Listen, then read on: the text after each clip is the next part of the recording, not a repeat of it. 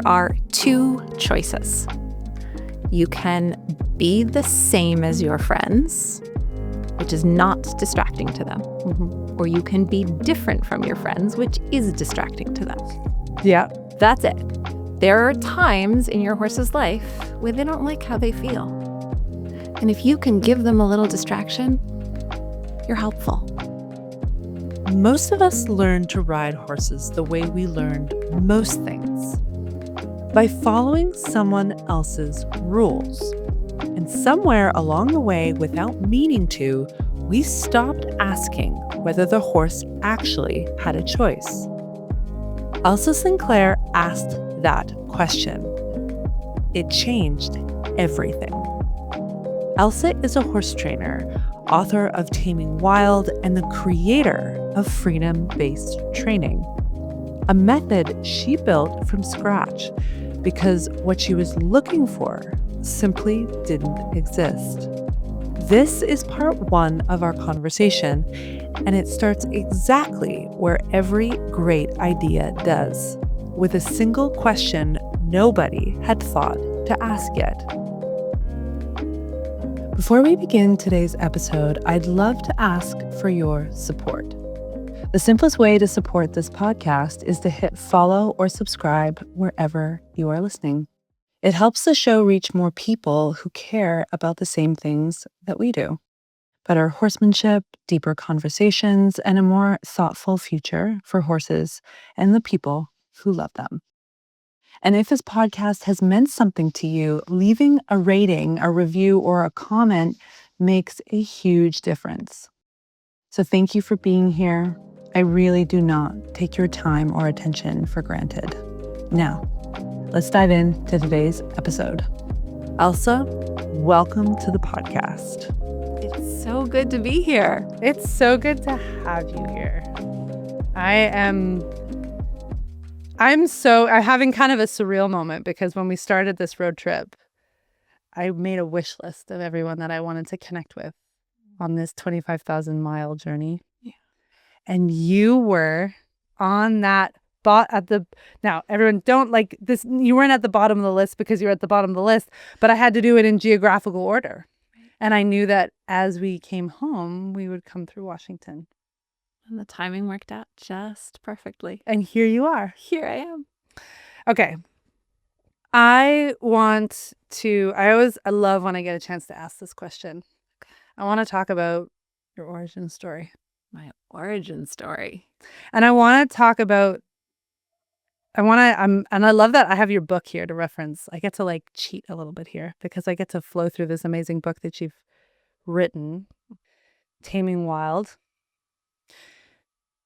The love between Demi and me was complicated with twists and turns of events that shaped us both. Yeah. Tell me about Demi and tell me about this photograph. So growing up, we didn't have a lot of money, and I rode a lot of ponies that nobody else wanted to ride. And I was in pony club, and I was the last one still riding a little halflinger pony. Not halflinger, hackney, little choppy strides. Yep. And my mom decided it was finally time for me to get a horse. So she had a friend that had an Appaloosa that had been started at 3 years old, bucked its trainer off so badly that the trainer never rode again, got turned out in a pasture until it was 8. And somehow somebody thought that was a good horse for me. So I started to ride her, and I would say she bucked me off at least once a week for years. You might ask why I got back on. And I think that's why it was complicated. It was really complicated between us. I loved that horse. I loved that horse. She was gritty, and she didn't hold back. She told you exactly what she thought and what she felt about every situation. And my mother would say, good buckers make good jumpers. Oh, that's the truth. Amen. So every time I got thrown off, she'd boost me back on and she'd say, "You got this." And I don't know, somehow I never questioned it. I just, I got this. And I did until I didn't. You learn how to roll, you get back on, and you do it again. And so it was complicated.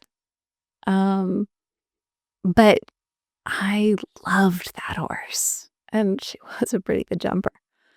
We did jump a lot of things. Yeah? Yeah. Well, I like these images in your book. I mean, I love also that Demi was an Appaloosa. Everyone who listens and knows me on this podcast knows how much I love Appaloosas, especially my Appaloosa. Okay. Tell me about this time. Tell me about a time that you started to maybe think differently, feel differently, question. Because I know that all of us, I think every single person in the horse world has a moment in which they feel like they want to do things differently, or they want to maybe fray from the flock, as they say. Okay, I want you to take us to that moment in your life. So I took dressage lessons every week. I took jumping lessons. I went to the pony club events. I was basically taught how to control and overpower horses using the tools that we had. And the strength that I had as a child. And I didn't like it, but I didn't know what my options were. And so there was a lot of moments where I thought, it feels like it should be different from this, but I don't know how it should be different.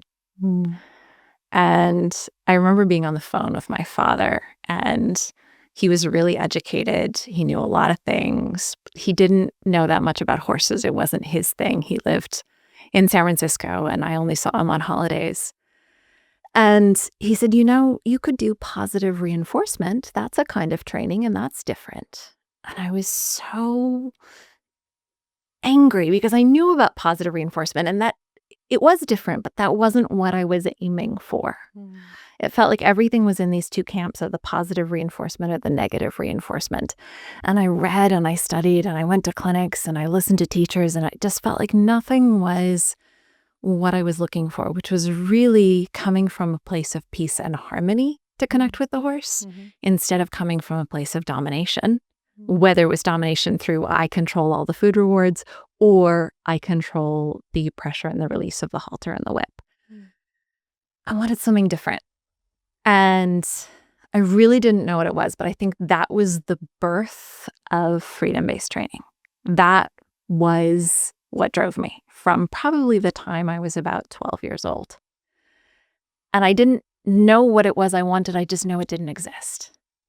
And I think I spent the rest of my life trying to figure out what is a training method that is logical and practical and understandable. It's not woo, it's not spiritual, it's just really real, but also based on peace and harmony instead of on domination.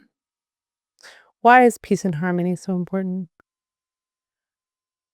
It's what I wanted. I don't know if it's important. I just know it's what I wanted. I don't know that it's important to everybody.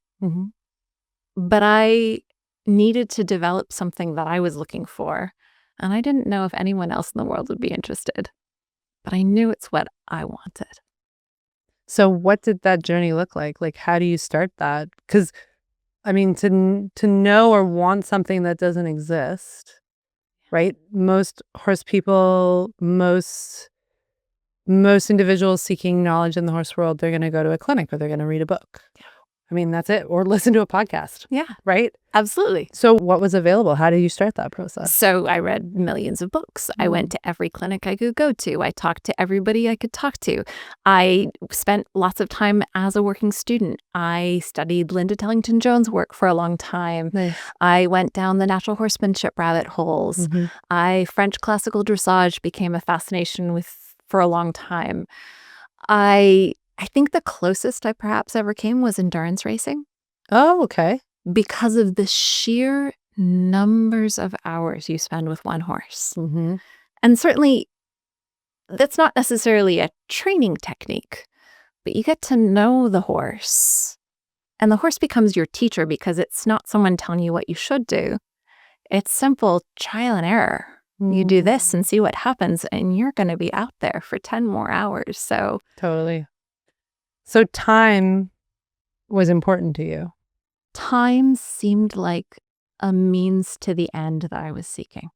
And I didn't really know what I was learning at that point. But I knew that time was an important component of it. Okay. So now take me to a place that light bulb moment, that moment where you went, oh, because that must feel like kind of like looking through, like searching through the dark. You don't even know what you're looking for. You know that you'll know it when you feel it. Yeah. Right? So share with me that moment. I think that I had somewhat given up, honestly. I got really into the natural horsemanship world, into the systematic step-by-step process of training horse to be more harmoniously oriented, to work with people. I really liked the process of it. And I thought that was going to be as good as it got. And then I had a student that asked me some really challenging questions. Really? Yeah. And her first question was, do you think horses like being ridden? And I was like, yeah, I think they love it. She goes, no, but what if they had been raised as an independent horse in the wild and they had everything they needed? Would they still want to be ridden by a person? And I said, yeah, we bring in mustangs all the time from the wild as older horses and we teach them to be ridden and I think they really like it. And she said, yeah, but Elsa, do you think they had a choice? And I was like, oh. Yeah, I don't think they had a choice. She said, what would happen if they had a choice? And I was like, I don't think anyone's ever asked that question. And then I couldn't stop thinking about it. What would it look like if you gave a horse consent? Yeah. What if you took all the tools of power and control away? All the food rewards, all the sticks, all the halters, all the moments that you trapped them between you and a fence. And they always had the ability to walk away. And they always had all the food they wanted available, all the friends they wanted available. And you were just extra. And they were an adult. What would happen if you asked them if they wanted to be ridden? And then I thought somebody should do this experiment. Somebody should see what the answer is. And so I started telling all my horse trainer friends, somebody should do this. And everybody kind of laughed at me. And I was like, nobody's going to do this unless I do this. And then I was like, I don't have time. I'm a single parent. I've got a young child. I'm working a lot. There's no way I have time for a project like this. So I thought maybe when I'm 65, maybe this is my retirement dream. But I couldn't stop talking about it. And so everywhere I went, I started talking about this project that somebody should do. And finally, I had a client that said, what's it going to take for you to do this? And I gave him all my reasons why I couldn't do it. And he said, what if I go with you? I pick out a Mustang for myself and I pay you to train it for a year for me. I got a truck, I got a trailer, I'll do all the transport for you. You do your project with your Mustang. I'll pay you to train my Mustang. Would that get you started? Whoa. And I couldn't say no. So I want to just like pause and acknowledge that because that person changed the course of your life. Yeah. 100%. That's the offer you can't refuse. That's the moment where I believe the universe steps in and go, okay, enough excuses, Elsa. Yeah. Cool. I want to take a quick pause to invite you into my brand new Substack. Each week, I publish essays on the horse world, from equine industry insights, horse culture, equine economics, even the more mystical, spiritual, and relational side of life with horses. It's where I write more candidly about what I'm seeing, questioning, learning, and working through with my own horses. A lot of these essays are inspired by the wisdom of my podcast guests, my NF Plus instructors, and the incredible horses who keep asking me to look deeper. There are free and paid pieces, and subscribing is a beautiful way for you to support my work in the horse world. You can find my Substack at noellefloyd.substack.com or through the link in the show notes. Now, let's get back to the episode. That's a moment where I believe the universe steps in and go, okay, enough excuses, Elsa. Yeah. Cool. So then I thought, well, okay, I'm going to do this project. I'm going to write some blogs about it. I'll set up a little camera in the corner of the arena so there's some video proof of what I did. And I had another friend who worked in the film industry. And she said, if you're going to do this, you should really film it like it's going to be a documentary. And I was like, yeah, but what if nothing happens? She's like, I've known you for a long time, Elsa. I think something's going to happen. I love that you share that, though, because I think that's what would go through most of our minds is like if we were place ourselves in your shoes. I love that you share the honesty of that moment of like, yeah, but like, what if I spend a year sitting in the pasture and nothing happens? That's a legitimate fear, right? Yeah. And so I gave myself a year. I was like, if nothing has happened in a year, I'm not making any forward progress on this crazy idea of mine, then we'll go back to normal training. It's kind of what I was doing anyway. It's just a year. Let's just try it. And then the book is all about all the nitty-gritty details of what happens. And there was so much stuff I needed to learn. Like what? Like timing. So in most horse training, we have this idea of what good timing is. But mostly, if you ask a horse to do something at a time they're not ready, you have the pressure and the tools to make it happen anyway. It's true.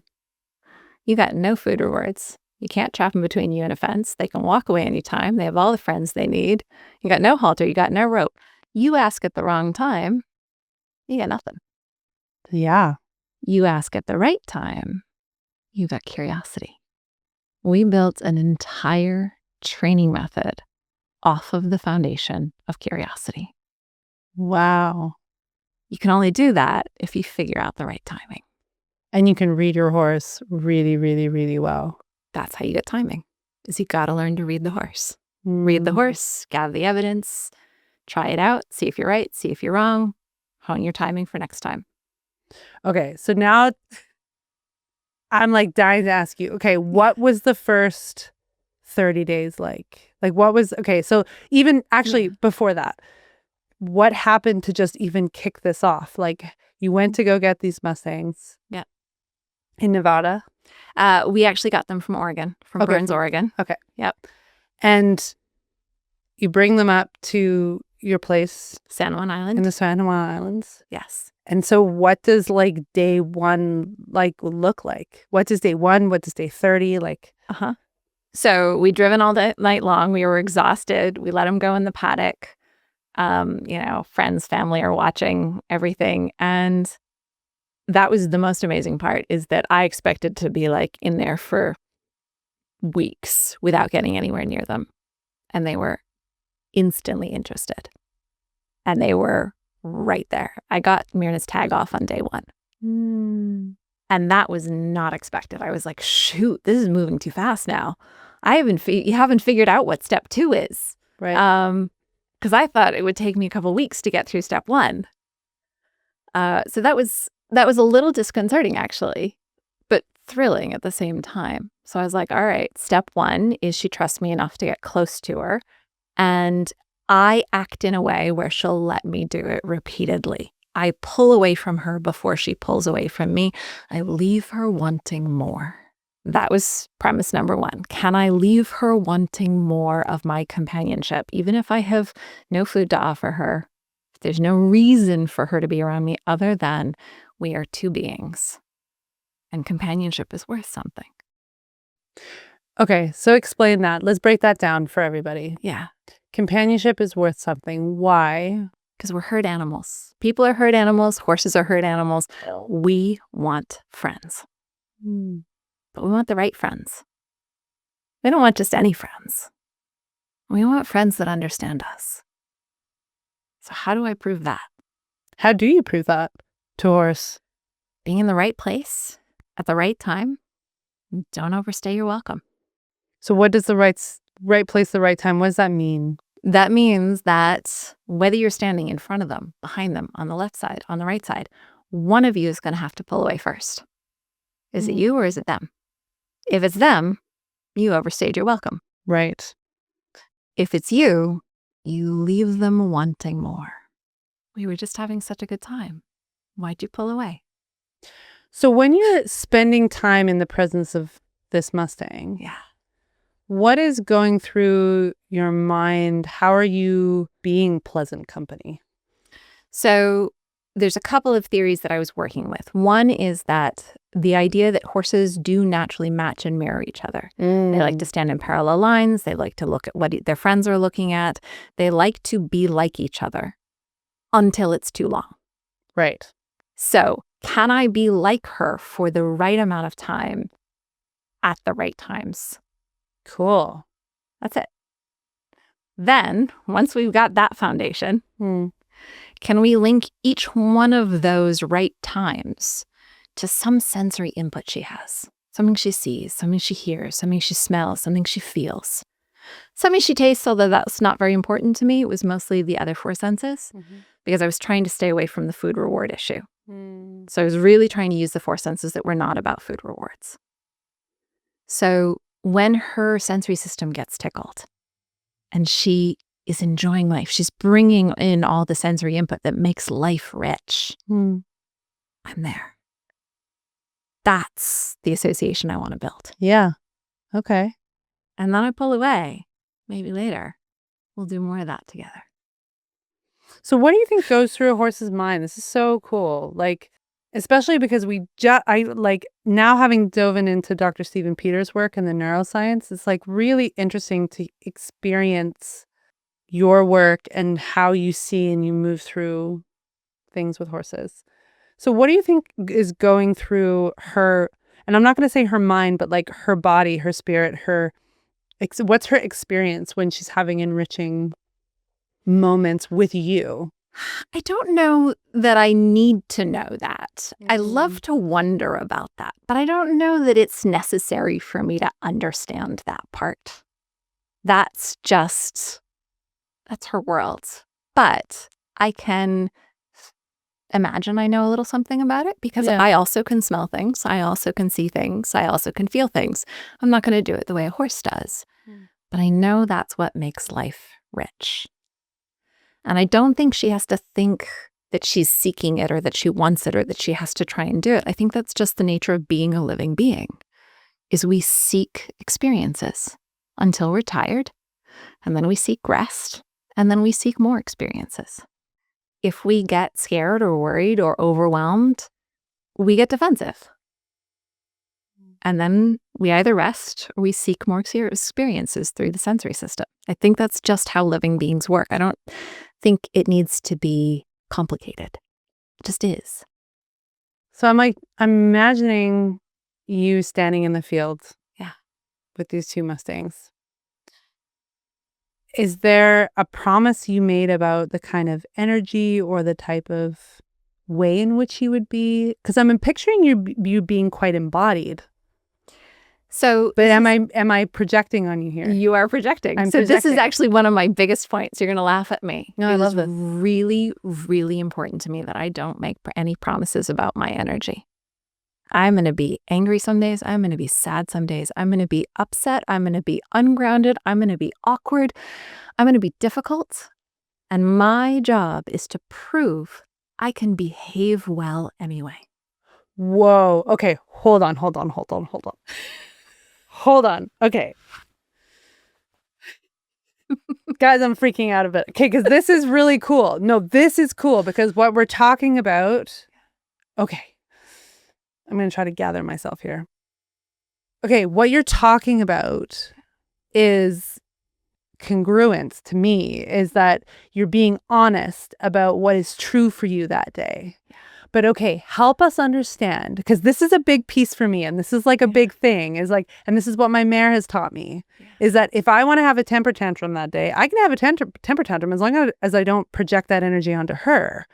She's actually the first horse in my entire life that has is so uninterested in when I'm trying to be composed. And anyone who knows me, guys, like I'm not particularly composed person. I'm a very passionate person, very curious person, but I wouldn't say that I'm certainly not Buddha. And this mare, my mare, is like 10 out of 10 extroverted. She's got a lot of opinions. She's very smart, very sensitive. And this mare was the first horse to ever say, like, I'm so uninterested if you're trying to be Buddha. Don't try to be Buddha around me. It feels, or I'm projecting onto her whatever she said, but she just was not interested in. She'd be very clear about that. That anytime I'm on my phone, she'll huck my phone out of my hand. Okay, so I would challenge you on that. Yeah. I don't think it's that she's disinterested when you're trying to be Buddha. Yeah. When you're on your phone. Yeah. I think she's disinterested when you behave badly. Okay. And when you are trying to be Buddha and when you're on your phone, it just so happens your actions and your timing is not as good. Yeah, 100%. Right. But it could be. You could be Buddha or be on your phone and behave well. That is a thing we could train you to do. We don't have to, but we could. Okay. This is so cool because, okay, tell me this is, and I'm going to slow this down because this is like such a cool nugget. Yeah. All right. You don't make a promise. I need you to like really spell this out for me. Yeah. Because I've gone to clinics in which it feels like everyone's trying to be the most enlightened person in the room or the most calm, whatever. Yeah. And horses are not like that, right? Well, I think the effort is, if I am the peace and beauty that I want to see in the world, it will get mirrored back to me. Like if I am a good enough example, perhaps my horse will copy me. I think there's a really true aim there. Yeah, like the intention is really honorable. Yeah, I agree with that. Totally agree with that. Right. And not but yeah. I don't know if it feels like honest all the time. Or not honest. No, that's not the word I want. It doesn't feel like achievable. Like we are humans moving through a very human world, and our horses live in this human world with us. Yes. So we don't live in a temple on a mountain. Sometimes I wish I did, but we don't. And we have to worry about all sorts of human things. Right. So tell me about this promise that you make that you will not. I think it's more of a promise that I'm going to live in the moment with this horse and behave as well as I can in one moment and the next moment and the next moment. That's it. My job is to behave well no matter what else is happening around us. So behaving well, what does that look like? Behaving well means I read the room and I know when to take action and I know when to be peaceful. So behaving well is like being present. I don't know, because I think you can behave well even when you're future tripping or even really? when, yeah, absolutely. You can still read a room when you're future tripping and go, oh, don't stand there right now. That's true. Yeah. That's true. Maybe you don't do it as well, but you can still be a responsible herd member even when you are living a normal human experience. Okay, so how can we be responsible herd members? Responsible herd members read the room and they know that there are two choices. You can be the same as your friends, which is not distracting to them. Mm-hmm. Or you can be different from your friends, which is distracting to them. Yeah. That's it. There are times in your horse's life where they don't like how they feel. And if you can give them a little distraction, you're helpful. There are times in their life where they feel amazing. If you can be just like them in that moment and not distract them from that feeling, you get linked to it. You get associated with it. You get associated with it. Okay, so I didn't realize how much your work is connected to association. It's all association. But it makes sense because as all like animals, we draw associations all the time. Like I was thinking about that today, literally, how much we draw association with things, positive or negative. It's like wired in our brain to do that. That's how we survive. It is. And it doesn't have to be a thought process. It's in our body. Our body remembers how we felt last time something like that happened. Do I want to repeat it or do I not want to repeat it? Okay, what advice would you have for someone who's coming to the barn that day and they want to spend time, like they'll listen to this podcast and they're like, okay, I'm having a really shit week. Right. How does someone listen to what you're saying and apply this method when they're having, like, walk us through some advice you have for people who are having a hard time. Maybe they're even having a hard time in their life right now. And they just feel like they are not showing up the way that they would like to for their horse on a daily basis. Maybe they're shorter tempered. Maybe they're not so present. They kind of get frustrated easier. Yeah. Okay. What's your advice for them? You can generally hold about 5 things in your brain at a time. So as I said, you got 2 choices. You can be active or passive with your horse. Active means you're slightly distracting. Passive means that you're not distracting. You just let them feel all their own feelings. You got to choose constantly the timing of when you switch from one to the other. There's 2 of your 5 things. Yeah. Okay? Totally. Those 2 of your 5 things. You've got room in your brain for about 3 other things. Those might be, I'm having a terrible day. I'm not showing up. My kid's really, okay, that's 3 things. Come back to the 2 that are important to your horse. You've got room for a little bit of, I'm having a shit day. That's fine. But don't fill your 5 spots of things that you can think about with all your own problems. Make a little room in there for what you need to do to show up in that moment for your horse or your herd mates. God, I love this. Okay. Okay. What, in your view, does trust actually look like between a horse and a human?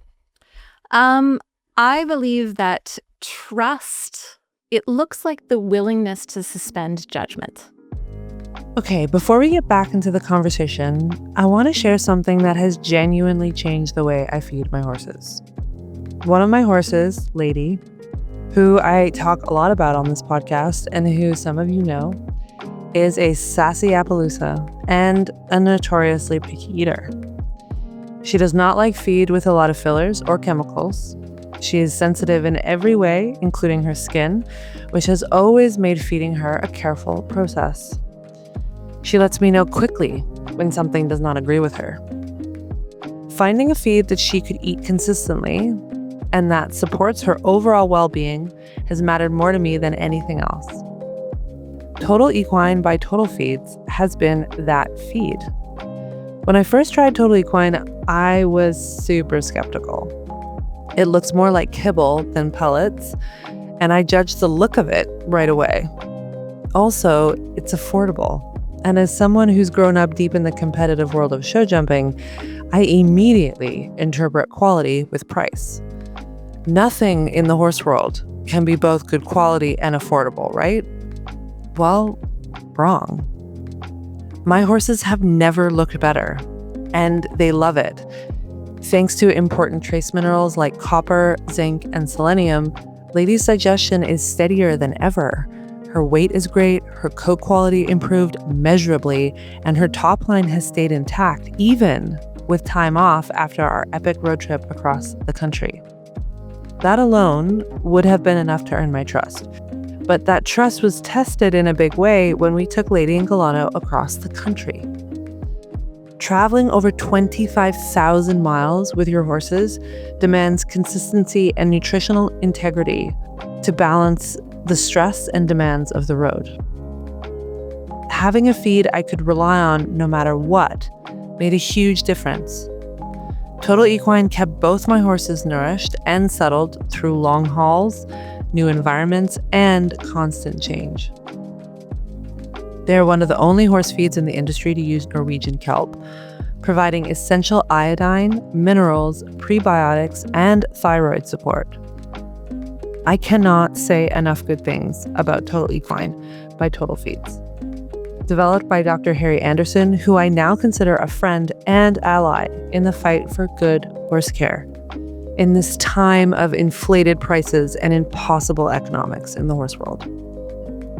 I am careful about what I recommend, especially when it comes to nutrition. I've never spoken publicly about horse feed before, and I am proud to speak up now. Total Feeds has earned its place in my barn because it supports my horses in a way that is noticeable, measurable, and reliable. If you want to learn more about their approach to feeding, visit totalfeeds.com or pick up a bag at your local Tractor Supply. So let's say, sorry, you're just like really blowing my brain, Elsa. And everyone's just going to have to be a little patient for this episode as I just kind of try to catch up. Okay. Okay. Say that again. Say that again for me. I'm going to close my eyes. Trust looks like the willingness to suspend judgment. I'll give you a couple examples. Your horse sees a plastic bag blowing across the field. Their first instinct is run. It's terrifying. If they trust you, they'll just suspend judgment for a moment. Is that really dangerous? Do I need to maybe gather more information about it? Perhaps it's not a problem. Maybe I need to check out what information I can gather through my eyes, my ears, my nose, my sensory system. Yeah. Is it safe or not? Trust is the willingness to suspend judgment for long enough to check in with your friends, your herd mates, and say, what do you think? Should we run or should we stay? Okay. Now, either answer is fine, but trust is the willingness not necessarily to make the same judgment or the same decision your friends would make, but the willingness to just check in with your herd mates. Instead of, I got to save my own skin and I'm the only one that matters, trust is, I need more information. What do you think? Yeah. I've never heard it defined that way, and it makes perfect sense. Yeah. So trust is an important component to a harmonious relationship with our horses. Yeah. What, in your opinion, are the other important and fundamental factors? Evidence. Evidence that trust is worthwhile. Okay, so if I check in with you, is this safe? And you go, yeah, it's safe. And then I get hurt. I have evidence that maybe I shouldn't trust you next time. So I think evidence is one of the most important foundation pieces for trust. Trust is earned. It's earned in a million tiny moments. So when horses choose to gather information and then look at their friends and say, do you think this is okay too? If it's not okay, their friends would say, no, we should leave. Okay. And that's that decision. So I said that you only have two choices: to stay the same as your horse or to distract your horse, to be passive or to be active. Yeah. So if you stay passive, you're saying, yeah, it's okay. If you get active, you're probably saying, we should do something about this. Do we need to go closer? Do we need to go farther away? What do we need to do? Because something's not right. And so it becomes our job to give the horse evidence that we know when something's not right. And we know when something is going to be okay. Now, I don't think you have to get it right 100% of the time. If you can get that 80% mark, you're golden. You got room to fail 2 out of 10 times. Do you? Absolutely. So you think horses, like our relationships with them, can forgive failure? Absolutely. 20% of the time. 20% of the time. Now, I've met some horses that are more around 10% of the time. Some of them I know a few. Yeah. I know one in particular. Some are not quite as forgiving. But generally, some are around that 10 or 20% mark. You can fail as long as most of the time you're not failing. Do you have a story or a reference to describe this, not only evidence collection, but also the choice between being active and being passive? Oh, so many stories. What's a good one? So I have a stallion right now. His name's Ari. Oh, fun. Yeah. I got him as an 8-year-old from the BLM in Nevada. Cool. He's from the Eagle Range. And when I got him, they said, don't get an 8-year-old. He'll always be wild. And I was like, perfect. You were like, check, done. Done. As it was, he is really, really aloof. And I should have known that when I saw him in the pens, because when I saw him in the pens, he was in a herd of about 75 stallions they'd just brought in. So there's fighting, there's chaos. None of them have sort of been in this stressful environment, this packed together before. And Ari would walk from one side of the paddock to the other and the waters would part. He wouldn't look left. He wouldn't look right. Nobody challenged him. He just walked across and everybody got out of his way. And he had sort of 4 or 5 youngsters behind him going, we're with him. Yeah, cool. We're with him. And I was like, oh, I think that's my horse. But you're going to laugh at me. Here it is. I'm trying to prove this whole training system that's based on the value of the social structure. And you chose an aloof stallion. And I chose an aloof stallion who's like, I don't need anybody. Amazing. I'm so here for this story. I can't wait to hear how this evolves. And I was like, I'll win him over. It'll be fine. I'll totally win him over. And it was a lot harder than I thought. Yeah. And he lives with my other horses. He lives with a big herd of geldings. For the first several years, he'd just wander off. He'd be a mile away sleeping under a tree by himself. He needed no one. He is not herd oriented. And so here I am trying to show him that I've got good timing. We can have good experiences together. And he's like, I could take it or leave it. And it was really hard for me. He is the one that made me develop the 80-20 theory. Okay. Okay. Because I was like, I'm not getting through to him. I've got to somehow build a little bit more intensity into this relationship so that he sees that I'm worth something. Yeah. And I would end up trying to build this sort of, can we have more sensory experiences together so that I become important somehow? I ended up messing up my timing enough that he wouldn't let me get near him for 2 or 3 days. He'd be like, you prove yourself from over there, and then we'll talk about getting closer. So what are you doing? What are you doing to up the ante, let's say? What are you doing to become more sensory and more interesting? Right. I'm trying to picture, are you dancing a jig or I tried that. He found it highly offensive. Which just tells me it was too much too soon. Got it. Okay. It's not that I can't dance a jig now, but when we started, it was too much too soon. I wasn't reading the room. And so I work in 2 different ways in the beginning. One is what I call the affirming practice, which is where he's perfectly allowed to ignore me. But when he happens to see something in the environment that tickles his senses, I'll match him. Cool. I'm right there with you. It's not about me. It's just your natural life happening. And I happen to be busy around you, moving around you, cleaning paddocks, doing things. I'm just busy around you until you feel better. And when you feel better, I drop everything I'm doing and I'm just with you. How do you know they're feeling better? They use their 5 senses in a way where they feel comfortable enough to rest afterwards. They see something and they can rest. They hear something and they can rest. They smell something and they can rest. And when you say rest, are you thinking a cock of a back foot? No, just pause. For a pause. Just a breath or 2 where they don't need to get closer to anything or farther from anything. Got it. They can just be in their own skin. Okay? Mm-hmm. But the next phase is supportive leadership. And supportive leadership is, can I cause that? Can I dance a jig? Can I pet your neck?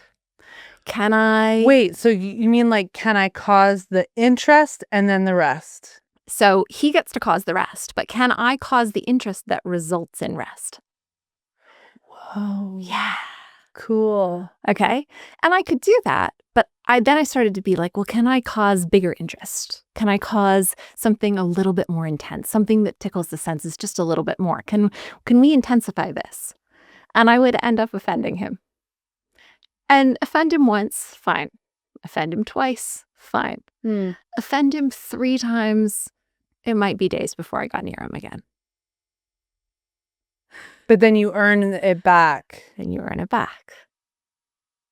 So the question is, how much time are you spending earning it back and how much time are you spending breaking it? Yeah, because I'm imagining that the patience and what's the word? The commitment required to earning that back is a big one. So especially for modern people. Yeah. So especially now. There's a thing that my students call the walk of shame. And the walk of shame is when you're in a really big pasture and you make too many mistakes in a row. And then your horses go for a 20-minute walk away from you. And you got a really long walk after them to think of all the things you did wrong and how you're going to apologize for it. And then once they settle, you start again. And if you do too many things wrong, they all leave again. And then you got another walk of shame to think about what you did wrong and how you're going to apologize for it.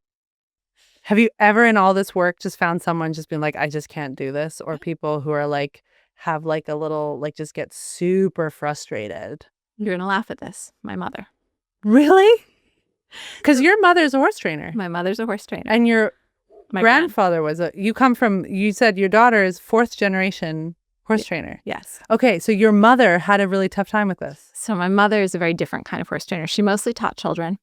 Her variety of teaching was to teach children how to do vaulting. So they had really good balance. Mm-hmm. Once they could sort of stand up at the canter, she would give them reins, tell them to follow her, and take off at a gallop through the forest over jumps. Oh. And your job was just to stay on. Oh.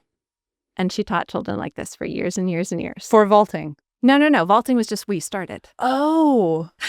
Fascinating. Once you had balance on the horse, then you were allowed to hold the reins. I mean, I kind of see it. I'm not like... But if a horse didn't run away with you on the trail ride, was it even fun? If your horse was still standing still as you were getting on, is that even a ride? Right. She loved excitement. Oh, cool. She loved a little chaos. I joke that my form of training is my open rebellion against my mother. It's like the antithesis. Right. Cool. So my mother, because she loved me, when I first started teaching my online course, she tried to do it. She was like, I'm going to take your course. Yeah. And one day she's out in the pasture with her big draft thoroughbred cross, and she's doing the freedom-based training practices. And she comes back to the barn and she's grinning from ear to ear. I said, what happened, Mom? And she said, he bit me. And I said, Mom, that's not supposed to happen. That's not the point. And she goes, I know, but it wasn't boring. Oh, wow. And I said, you don't have to do freedom-based training, Mom. It's not for everyone. And you know what? I will say this. I remember emailing you like a while back because I was in a community in Squamish that was like, we really want to have Elsa. And I was like, oh, I'll email her and see if she's like keen. And I remember that was one of the first things. It's like your disclaimer. Right. Right? Is like, just so you know, this isn't for everybody. Why isn't it for everybody? Because you have to dial things back to the rate of progress the horse would choose. And for most people, the rate of progress the horse would choose is too slow for the rate of progress the human would choose. And that's valid. That's reasonable. That is why we have halters. That is why we have bridles. That is why we have a million different brilliant training systems. I have developed the slowest training system on earth. You're like, I can say that with certainty. And I love it more than anything I've ever done in my whole life. And when I created it through that first movie, through what I describe in the book, I thought I might be the only person on earth that wanted to do it. Really? And I was like, I'm going to go back to normal horse training. I'm going to earn a living teaching people the things they want to know. And then I'm going to go home and do this just for me. Really? You really thought that? I really thought that. I really thought there's no way anybody's going to be interested in this idea that's so slow, that you have to take at the horse's pace. And then people started asking me, well, can you just teach me a little bit? Can you just teach me some of the exercises you do? And I was like, yeah, we could do some of them, just for novelty. And I started getting reports back that horses that had no friends in the pasture started having more horse friends. I started getting reports back that horses that were under cameras in stables at night because they were narcoleptic and they weren't sleeping were starting to lie down and sleep at night. Whoa. I started to get reports back that a lot of things that people felt weren't changeable were changing when they started to do just a little bit of freedom-based training. Now tell me why you think that's the case. I think that horses are herd animals, just like people are herd animals. And they need to feel like they are part of a group to feel safe. And the more they feel like they're part of a group and they feel safe, the better they do as members of the group. And the better they do as members of the group, it becomes a really positive cycle. And then all of their systems work better. So what about those horses that don't get to be in a group? It's hard. So there's a theory that I teach about points of attention, the different focuses that a horse can have.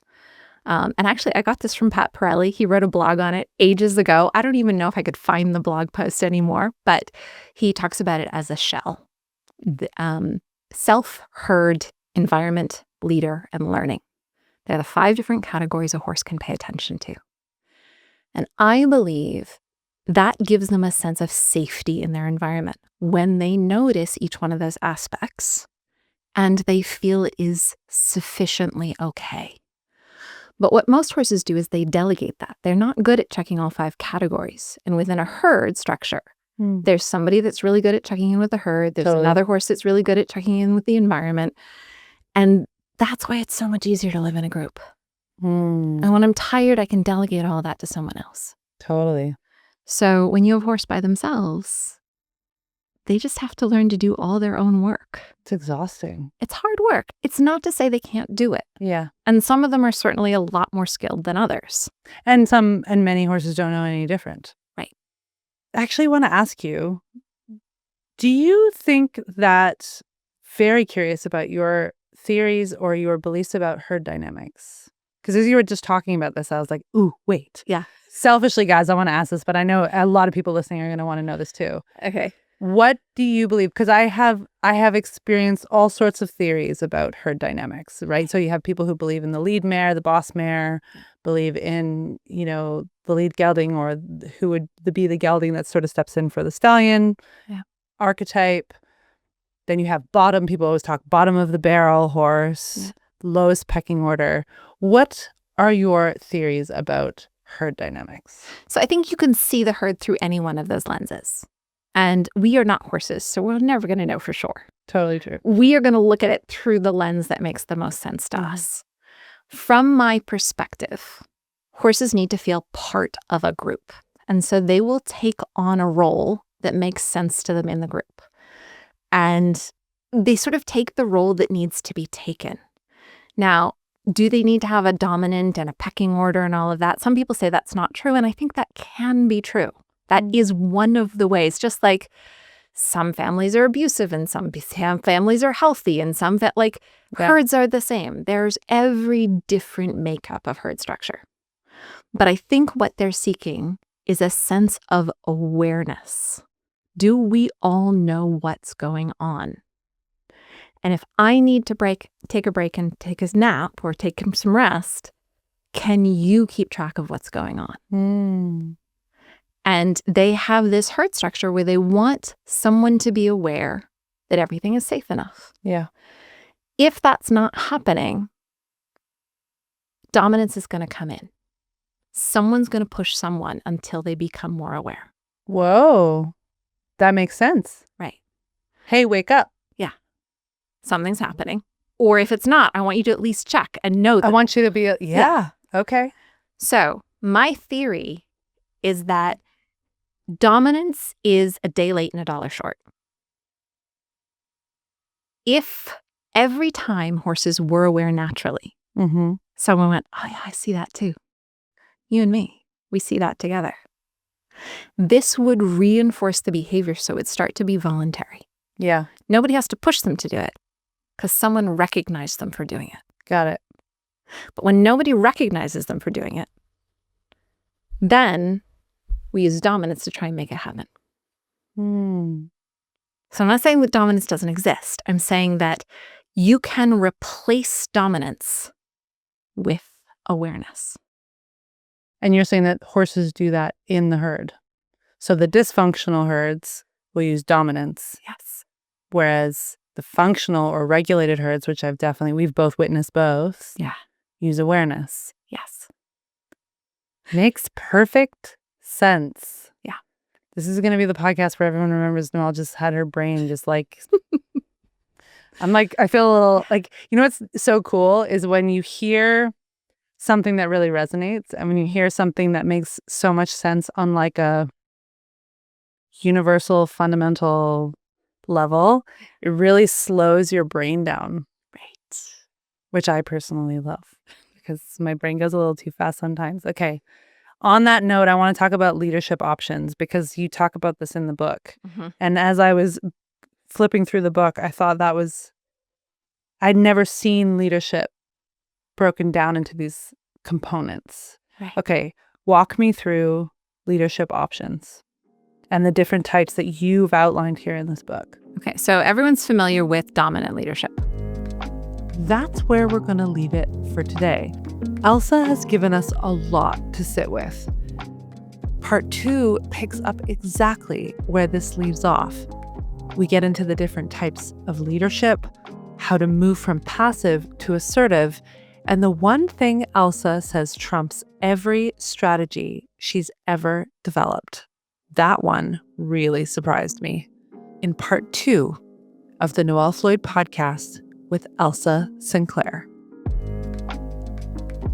If the access and insight of this podcast makes you want to go deeper and actually apply these ideas with your own horses, NF Plus is where I've brought together some of the best riders, trainers, horsemen, horsewomen, sports psychologists, and practitioners in the horse world. Inside the NF Plus app, you'll find more than 70 masterclass courses on the challenges so many of us face. Spooky horses, finding a distance, developing a better canter, developing feel, navigating fear and anxiety, or becoming a more thoughtful rider and horseperson. Our instructors include Tick Maynard, Will Coleman, Carl Cook, Peter Wild, Dr. Jenny Susser, Ann Krasinski, and so many more. I created NF Plus as a safe, thoughtful place to learn at your own pace, with teachers and riders who have a wealth of knowledge. You can explore more at noellefloydplus.com or find the link to download the app in the show notes.